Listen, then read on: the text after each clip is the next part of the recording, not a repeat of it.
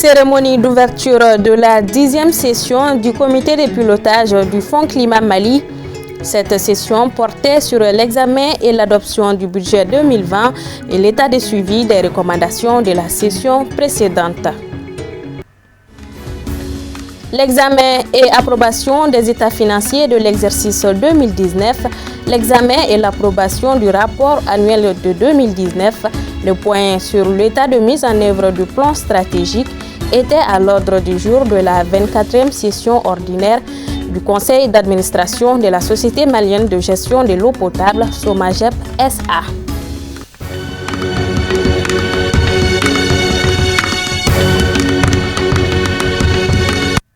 Mesdames et messieurs, bonsoir. Bienvenue dans cette nouvelle session d'information. Le président de la République, Ibrahim Boubacar Keïta, était face à la nation ce mercredi 8 juillet. Dans une adresse à la nation, IBK a énuméré les 5 grands axes prioritaires assignés au chef du gouvernement, Dr Boubou Cissé. Nous vous proposons un extrait du discours du chef de l'État. Bismillahirrahmanirrahim. Maliennes, Maliens. Respectez les autres du Mali.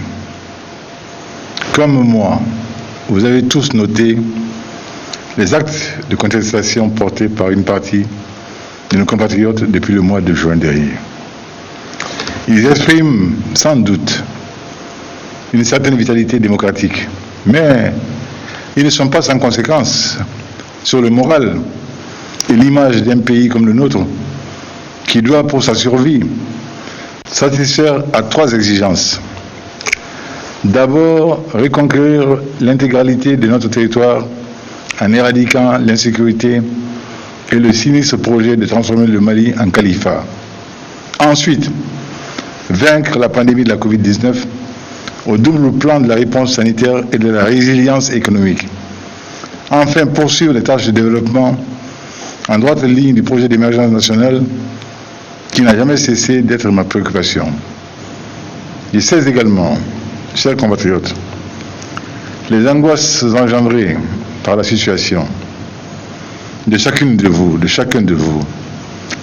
Je mesure les tourments, ils sont du reste naturels, car ils disent le souci de ce cher pays. Ceux majoritaires qui dépendent du secteur informel, de même que les couches les plus vulnérables de la population, telle est aussi la raison pour laquelle le gouvernement a mis fin au couvre-feu décrété au mois de mars dans le but de limiter la circulation du coronavirus. Mes chers compatriotes, parce que mon objectif est de ne pas ajouter une crise politique aux graves urgences sanitaires et économiques que nous vivons, et parce que c'est dans mes obligations d'écouter et de comprendre les Maliens que je poursuis depuis plusieurs semaines les consultations avec les forces vives du pays. Mieux, j'ai proposé voici maintenant 2 semaines un gouvernement d'union nationale ouvert à toutes les sensibilités, majorité, opposition, société civile, car je demeure convaincu que c'est au Mali qu'on donne ainsi la chance de bénéficier de l'accompagnement et de l'expertise de toutes les parties. Cet accord qui ira jusqu'en 2023 reposera sur les idées forces suivantes. Première idée force, pacifier et sécuriser le pays dans toute son étendue, afin que nos producteurs ruraux puissent s'adonner à leurs activités, que les échanges interrégionaux puissent redevenir fluides, que les communautés retrouvent le légendaire vivre ensemble qui a fait la réputation de notre pays. Deuxième idée force, entreprendre les réformes institutionnelles convenues, et ce, dans un délai de 12 mois, afin de mettre en adéquation les demandes de notre peuple et les engagements du gouvernement, et nous doter de textes appropriés, en capitalisant sur 30 ans de vécu institutionnel. Troisième idée force, opérationnaliser les régions qui ne le sont pas encore. Ce travail a pris du retard, mais il ne saurait continuellement en accuser, sans remettre en cause un des fondements de notre stratégie de développement, à savoir la régionalisation par une décentralisation poussée, voire irréversible. Et cela en ancrant les agences de développement où la décision de contrôler leur devenir est laissée aux populations à la base. Quatrième et dit force, veiller à une saine distribution de la justice. Et cela dans toutes les juridictions et à tous les échelons administratifs du pays. Maliennes et Maliens, hôtes du Mali. Chaque crise offre une opportunité de rebondir positivement. Celle que nous vivons n'échappe pas à cette règle. En examinant les griefs et en analysant la profondeur des ressentiments, le chef de l'État que je suis ne pouvait pas rester sourd et inactif. J'aurais tout fait pour trouver les compromis auxquels chacun est appelé à faire un peu de concession pour sauver l'essentiel. Mais à l'impossible, nul est tenu. Surtout lorsque la paix sociale est mise en danger et exige que j'intervienne en tant que garant de la sécurité et du bien-être de chacun et de tous. Dans les heures et les jours à venir, la Cour constitutionnelle sera remembrée et mise en fonction le plus rapidement possible. Tel le veut le droit. Je suis heureux d'annoncer la venue imminente dans notre capitale d'une mission d'appui, de conseil et d'orientation du président de Cour constitutionnelle de la CEDEAO. Elle sera d'un apport inestimable pour la résolution de la crise en cours. C'est un geste pour lequel nous remercions une fois de plus les États membres de l'institution sous-régionale.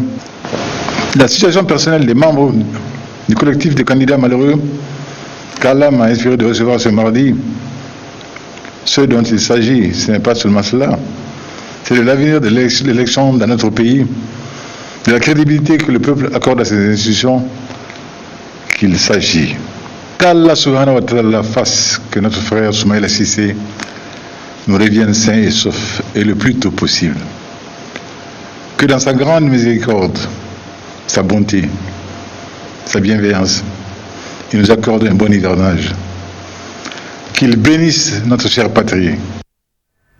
Je vous le disais à l'instant, la cérémonie d'ouverture de la 10e session du comité de pilotage du Fonds Climat Mali a eu lieu ce jeudi 9 juillet 2020 dans la salle de conseil du CNPM. Cette session portait sur l'examen et l'adoption du budget 2020 et l'état de suivi des recommandations de la session précédente.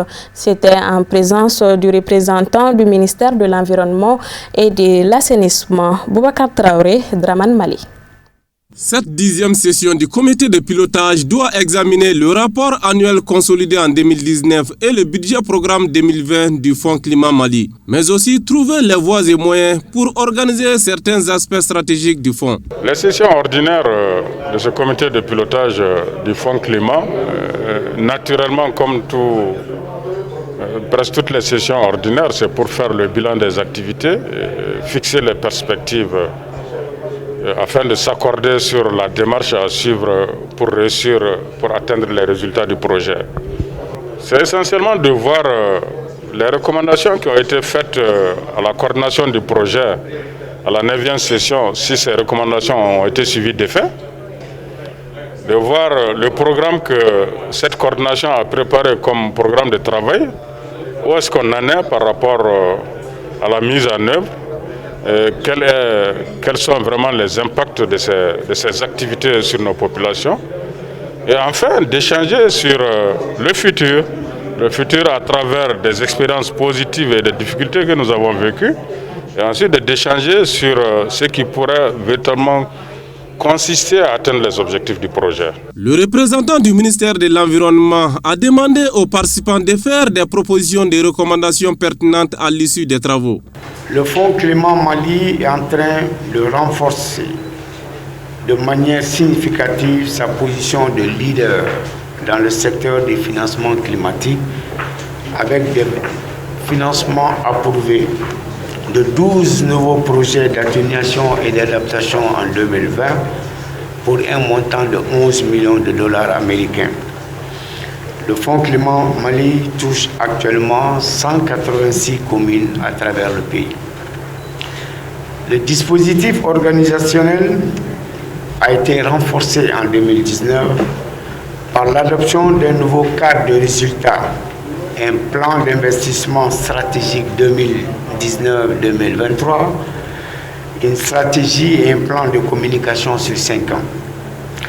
Les travaux sont en cours pour réformer la structure de gouvernance du fonds afin d'activer la procédure de financement des entités nationales et le passage des témoins à la gestion nationale sans perte de crédibilité fiduciaire. C'est le lieu ici de remercier le comité de pilotage et le secrétariat technique pour la qualité des documents de gouvernance et de montage financier qui ont permis de mobiliser des fonds dont le montant s'élève au 31 mai 2020 à 33 millions de dollars américains. Rappelons que le Fonds Climat Mali a été créé en 2012 pour aider notre pays à financer les interventions de développement stratégique. Également, la SOMAGEP SA a tenu sa 24e session ordinaire du conseil d'administration. La présente réunion avait à son ordre du jour examen et approbation des états financiers de l'exercice 2019, l'examen et l'approbation du rapport annuel de 2019, le point sur l'état de mise en œuvre du plan stratégique. Amadou Kamara, Foussine Keita. Cette 24e session ordinaire de la SOMAGEP SA a permis au président du conseil d'administration de faire le point des activités de la société durant l'année écoulée et se projeter dans les perspectives. Mesdames et messieurs les administrateurs, l'année dernière, je vous annonçais que les perspectives de la SOMAGEP se présentaient sous de bons auspices. En effet, je suis heureux de vous dire que la SOMAGEP a poursuivi la mise en œuvre du programme présidentiel d'urgence sociale à la faveur duquel 13 172 nouveaux abonnés diversement répartis sur le territoire national bénéficient d'un service de qualité à moindre coût. Selon le président du conseil d'administration, les besoins prévisionnels affichent un chiffre d'affaires de 28 milliards de francs CFA contre 27 milliards pour l'année 2018 et seront entièrement financés par la capacité d'autofinancement de la SOMAGEP SA. Cette croissance s'explique, entre autres, par la hausse des chiffres d'affaires et surtout grâce à la subvention d'exploitation de 4 milliards de francs CFA accordés par l'État malien. Le total des charges opérationnelles à fin décembre 2019 est de 30,185 milliards de francs CFA contre 29,525 milliards de francs CFA en 2018, soit une augmentation de 2,23%. Le résultat d'exploitation est de 128,79 millions de francs CFA contre 57,15 millions de francs CFA à la même période en 2018, soit une croissance de 71,64 millions de francs CFA. L'actualité oblige, la société SOMAGEP SA s'est impliquée dans la lutte contre la pandémie de la maladie à coronavirus en faisant des dons. L'an 2020 a marqué ou est marqué par les effets de la pandémie de la COVID-19 sur la sphère socio-économique mondiale. En outre, la SOMAGEP, dans le cadre de sa politique de responsabilité sociétale d'entreprise, a fait don aux veuves des militaires tombés sur le champ de l'honneur, des kits de lavage de mains, des masques lavables et de solutions hydroalcooliques qu'elle a fabriquées elle-même dans son laboratoire moderne d'analyse de l'eau à Djikorodi-Para. À noter que la société malienne de gestion de l'eau potable SOMAGEP SA a entamé en 2020 avec la ferme ambition de démocratiser l'accès au robinet au Mali. Selon lui, cet objectif est en phase avec la vision du président de la République Ibrahim Boubacar Keïta qui consiste à donner de l'eau potable aux citoyens à moindre coût, garantir l'accès de tous à l'eau potable et à l'assainissement en assurant une gestion durable des ressources en eau d'ici l'horizon 2030. Après la pose de la première pierre en 2017, puis le début des travaux en 2018, la mosquée Faraboulou de Seydou-Bougou dans la commune rurale de Sangaré-Bougou, toujours en chantier, interpelle les bonnes volontés pour la finalisation de ces travaux. L'état des travaux de construction de cette mosquée reflète le sens solidaire des bonnes volontés, d'où la reconnaissance de la commission de gestion de la dite mosquée à leur égard. Plus de détails avec Samaïra Sanogo et Samba Traori. Du 27 février 2018 à nos jours, le conseil communal de Sangaré-Bougou et la commission de gestion mise en place pour les travaux de construction de la mosquée Faraboulou de Seydou-Bougou sont à pied d'œuvre pour solliciter l'aide des bonnes volontés afin d'offrir à la population de cette localité un lieu de dévotion. Après 2 ans, voilà ce qui ressort de l'appui des généreux donataires. Quoi de plus normal que cette reconnaissance en sollicitant une fois de plus leur ténacité pour l'acheminement du chantier. La commission que vous voyez avec moi et derrière moi, ce sont eux qui se sont levés. Matin, midi, soir, ainsi de suite, partout, on rentre partout. Il n'y a pas de famille à Sangaré-Bougou, donc on n'est pas rentré. Mais à Bokasumbougou aussi. Donc on est rentré partout, demander des quêtes. Donc c'est avec des quêtes des 5 francs, des 10 francs de nos mamans, de nos pères, de nos frères, de nos soeurs et de nos enfants qu'on a pu réaliser ce maouf travaux que vous voyez. Aux autorités communales de Sangaré-Bougou de se joindre à la commission de gestion de la mosquée Faraboulou pour saluer l'esprit solidaire de tous ceux qui ont contribué à l'aboutissement de ce résultat prometteur. Il y a moins de 2 ans, effectivement, nous avons commencé ce travail-là. Il y a eu des gens de bonne volonté qui ont travaillé de porte en porte. Nous avons reçu l'appui formidable de Chérifula qui nous a permis d'avoir les fonds en provenance de l'étranger. Ces fonds nous ont permis d'atteindre ce que vous voyez aujourd'hui. Mais il reste beaucoup. Voyez-vous, cette portion n'est pas couverte et nous sommes en période hivernale. Il y a les portes et les fenêtres qui sont sans battant. Il y a le crépissage. Ensuite, on doit faire les carreaux afin d'avoir une mosquée finie. Vu sa grandeur, 25 mètres carrés, il va de soi que la mobilisation continue, que ça ne faiblit pas pour qu'on arrive à bon port, c'est-à-dire la finition effective de cette mosquée. Engagé fermement à la finition de cette mosquée, longtemps attendue par les fidèles de Seydou-Bougou, et cela à travers son accompagnement constant, le maire en appelle aux bonnes volontés pour l'acheminement de ce lieu d'invocation. Quand la population s'organise elle-même, elle prend des initiatives pour son propre développement. Moi, en tant que maire, ne peux que les accompagner. C'est pourquoi, aujourd'hui encore, j'ai les moyens demain matin à 8 h de donner 1 tonne de ciment. 1 tonne de ciment comme participation. Et je lance un vibrant appel au guide spirituel, Chérif Madane. Grâce à lui, nous avons eu tout ça. Mais je veux le charger encore pour qu'il nous trouve les portières et les battants. Parce que les ânes rentrent dans la mosquée la nuit, alors que la population prie déjà là-dedans. Donc, je veux que le shérif s'investisse lui-même pour nous trouver les portières et les fenêtres. La mosquée Faraboulou en chantier reçoit déjà des fidèles pour des prières, mais dans un état qui interpelle des généreux donataires à manifester leur élan de solidarité pour la promotion de l'islam authentique. Des séances de bénédiction ont mis fin à la rencontre.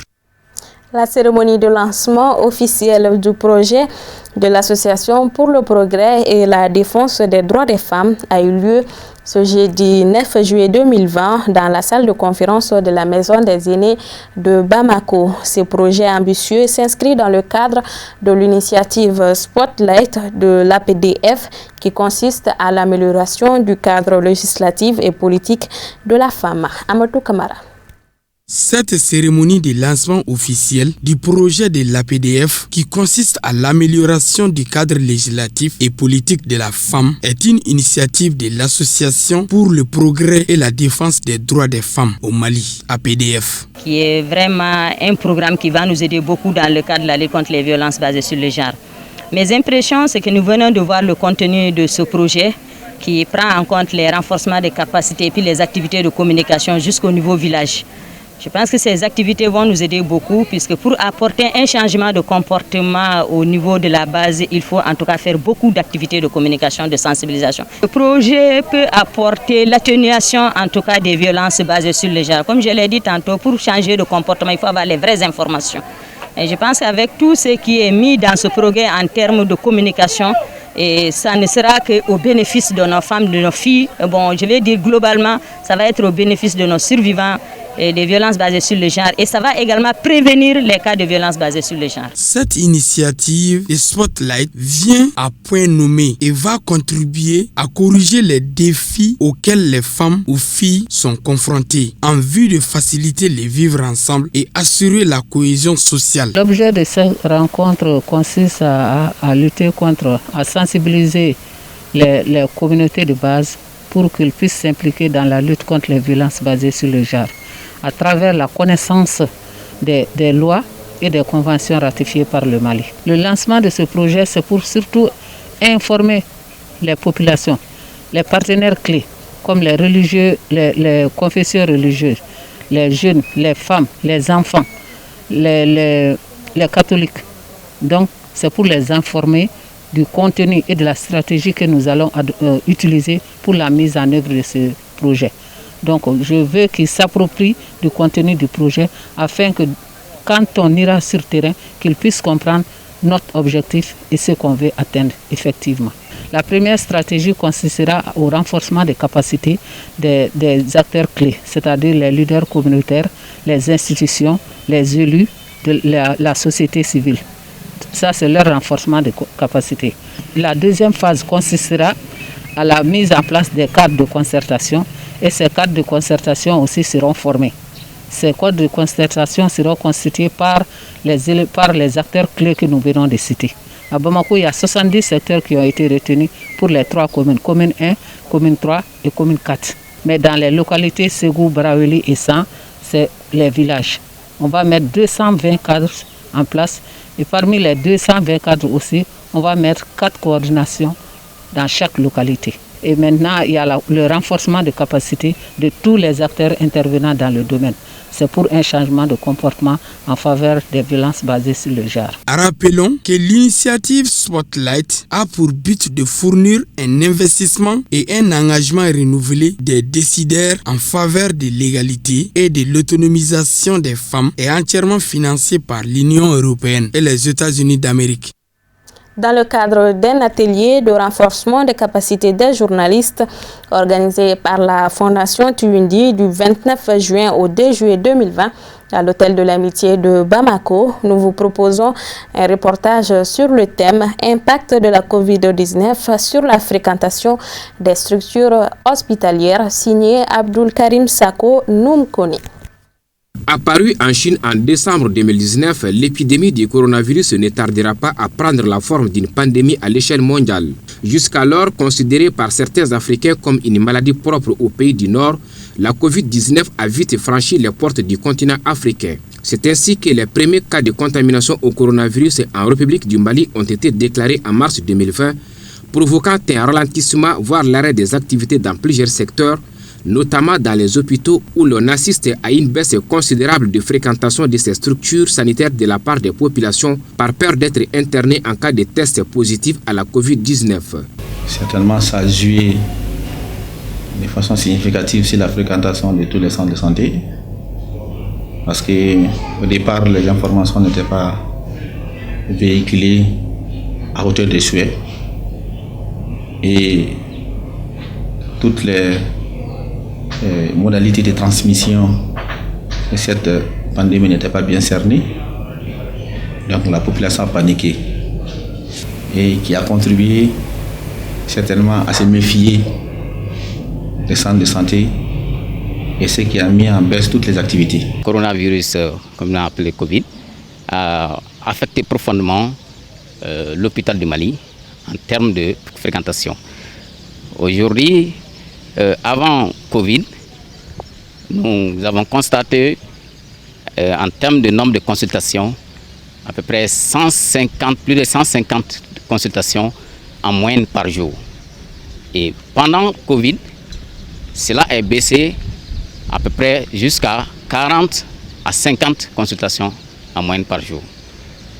Cela est de même pour les examens biologiques, les examens radiologiques et même l'hospitalisation.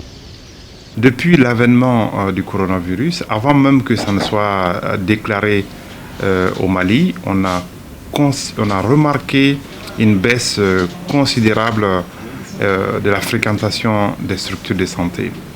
De façon globale, qu'est-ce que nous avons observé? On voit que les gens viennent très peu pour faire des consultations, ils viennent très peu pour faire des examens médicaux. Le coronavirus a eu vraiment un impact très important vraiment sur la fréquentation des structures hospitalières. Autre impact de la pandémie du coronavirus en milieu hospitalier, c'est la complication des cas de malades chroniques qui s'abstiennent d'aller à l'hôpital alors que leur traitement nécessite un suivi régulier. À cela s'ajoute le coût élevé de la prise en charge des maladies chroniques en cas de complications dues au manque de suivi. Ça joue beaucoup sur le suivi des maladies chroniques telles que l'hypertension artérielle, telles que le diabète ou autres, qui demandent des suivis rapprochés et réguliers. Et si on n'effectue pas de façon proportionnelle au rendez-vous donné par les praticiens, certainement il y a des impacts. S'ils restent à la maison, donc leur état de santé peut être compliqué. Donc ça ne fait qu'augmenter le coût encore de prise en charge de la maladie. Donc il faut venir à temps.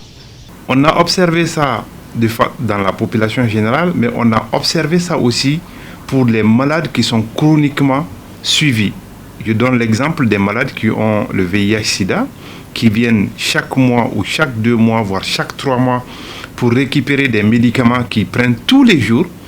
Et certains ont arrêté de venir par peur de ne pas attraper la maladie à coronavirus à l'hôpital. Et cela va avoir un impact négatif sur les maladies qu'ils sont en train de suivre. Afin d'éviter que les gens qui se rendent à l'hôpital n'attrapent pas des maladies dites infections nosocomiales, toutes les mesures de prévention sont prises au niveau de l'hôpital du Mali, au CHU Gabriel Touré et au CSCOM de Yirimadio. Il s'agit notamment de la prise des températures à l'entrée, le port des masques, le lavage des mains au savon ainsi que l'utilisation des gels hydroalcooliques. Nous restons avec Abdelkarim Sako pour le commentaire de l'actualité hors de nos frontières. C'est tout de suite en bref et en images.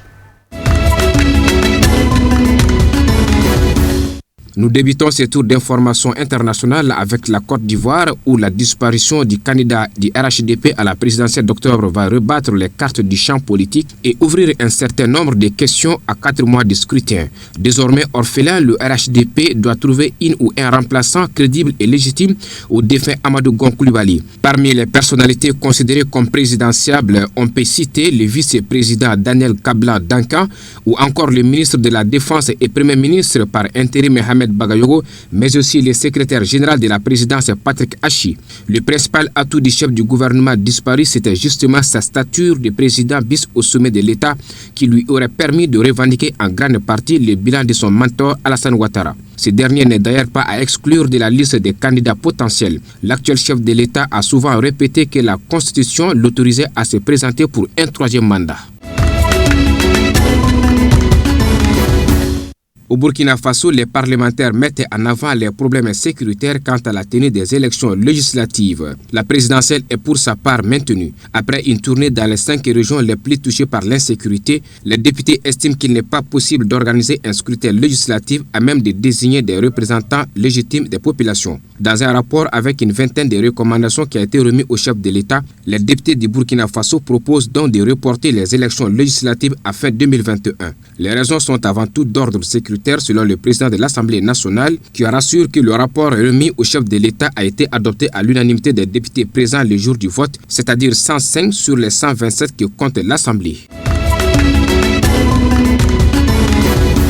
Au Sénégal, l'économie du pays est frappée de plein fouet par la pandémie du coronavirus et le président Macky Sall a prévenu que le taux de croissance risquait de tomber de 6,8 à 1,1, voire moins. Face à cette crise inédite, le chef de l'État est en première ligne sans Premier ministre puisque la fonction a été supprimée l'an dernier après sa réélection. Dans ce contexte, le débat sur l'utilité de ce poste refait surface. En supprimant à la surprise générale le poste de Premier ministre l'an dernier, l'objectif affiché par le président Macky Sall était de gagner en efficacité. Mais aujourd'hui, c'est le contraire, estime Théodore Chérif Montey, député Union citoyenne Bountebi, membre de la majorité. Plus de courroie de transmission, le chef de l'État se retrouve donc bien seul. Macky Sall, qui est en retraite depuis 2 semaines après avoir été en contact avec une personne testée positive à la Covid-19, sa quarantaine devrait en principe s'achever ce mercredi. Avec une loi obligeant les militaires à solliciter l'aval du conseil militaire qu'ils dirigent pour entrer en politique, le président égyptien Abdel Fattah al-Sisi étend ses pouvoirs déjà renforcés par des amendements justifiés par la pandémie de coronavirus. Jusque-là, les membres de l'armée étaient autorisés à mener une carrière politique à condition d'abandonner leur métier ou d'être déjà à la retraite. Les militaires en exercice, eux, étaient officiellement tenus au devoir de réserve et interdits d'avoir une quelconque activité politique. Une façon pour le chef de l'État égyptien de s'assurer de n'avoir aucun compétiteur issu du sérail militaire pour la prochaine présidentielle. Lors du précédent scrutin en 2018, les adversaires les plus sérieux du président sortant avaient été soit arrêtés, soit découragés. L'ancien chef d'état-major Sami Anan avait été notamment embastillé après l'annonce de sa candidature. Voilà donc, c'est ce qui met fin à cette édition que j'ai eu le plaisir de vous présenter. Merci de l'avoir suivi. Excellente suite de programme sur Chérif la télévision. Bonsoir à tous.